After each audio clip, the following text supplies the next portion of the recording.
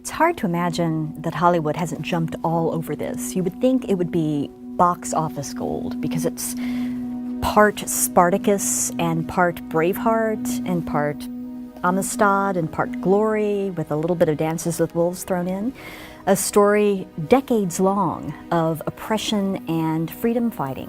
I don't understand why there hasn't been more attention to John Horse and the Black Seminoles, but hopefully we can correct this.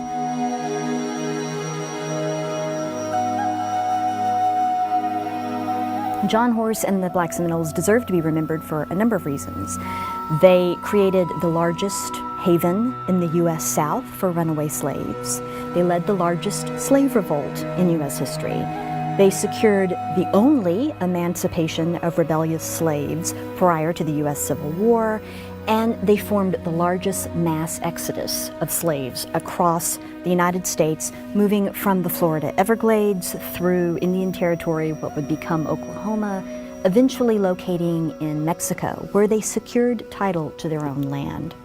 It's a remarkable story. It's overlooked not just by filmmakers, it's not well known in popular culture, and in fact it's been overlooked by historians of slavery, if you can believe it. In the early 18th century, two groups in particular fled the colonial South into Spanish Florida, into the Everglades.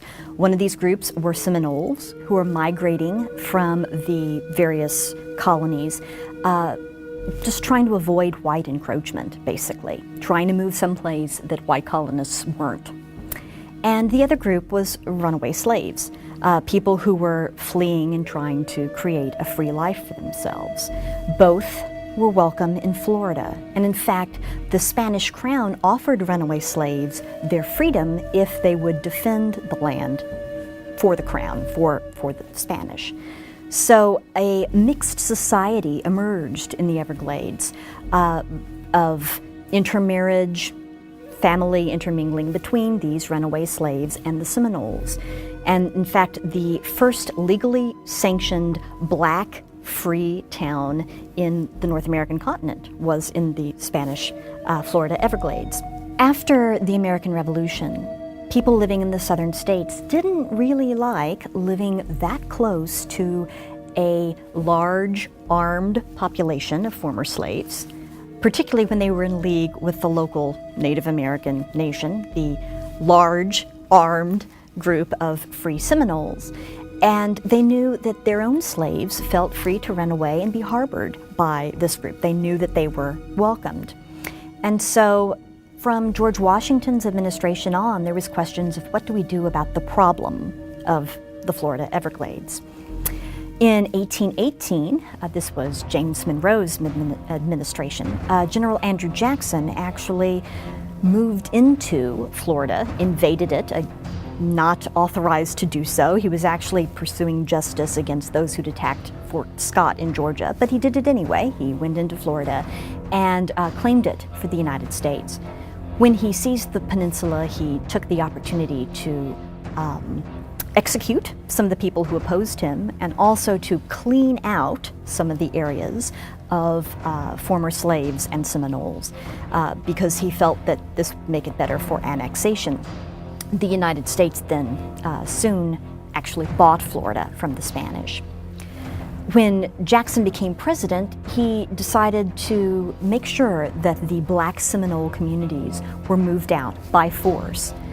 So he pursued this in his policy, his larger policy of Indian removal. This led to the Second Seminole War, which was 1835 to 1842, and became the largest and costliest of the so-called Indian Wars. Because the two communities were tied together, that is, the former slaves and the Seminoles, when the Seminoles were attacked in the Seminole War, this led to an uprising of the former slaves. In April of 1836, Black Seminoles and their Indian allies moved together to create what was the largest slave rebellion in U.S. history. This wasn't just a matter of runaway slaves. More than 385 plantation slaves ran away from their masters and joined the Black Seminoles, essentially in laying waste to the Florida sugar mills, which were some of the most valuable areas, plantations in the whole continent. One Seminole leader at the time was the leader Osceola, who is justly remembered by history. Another leader who rose up at this time was John Horse, who was ethnically a Black Seminole, and who would ultimately lead his people on a long and trying exodus for their freedom.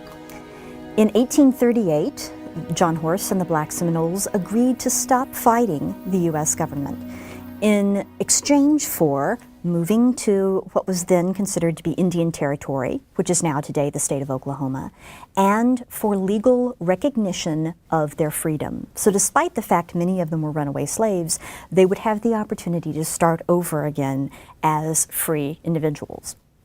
Once they moved from the Everglades to Indian Territory, however, they found that their freedom was under attack, both by whites and by other Native Americans. In 1848, a decade after they had made the agreement with the U.S. government, the U.S. Attorney General announced that the government never had the authority, the power to recognize their freedom. And in fact, they were still, those who had been slaves, still enslaved. This was like opening season on them, basically declaring that they were there for the picking. And so they did the only thing they could do. They fled once again. Without security in Indian Territory, Horse and his Seminole ally Coacuchi promptly went to Mexico, where slavery was already illegal and had been for a couple of decades. There, Horse became famous as a general in the Mexican army, and his people found a way to make a life. Once they relocated to Mexico, things changed.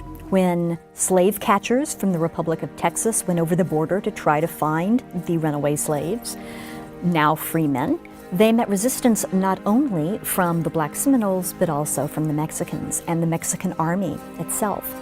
Eventually, the Black Seminoles, led by Horse, gained legally recognized Mexican land, nacimiento. Why isn't this recognized today?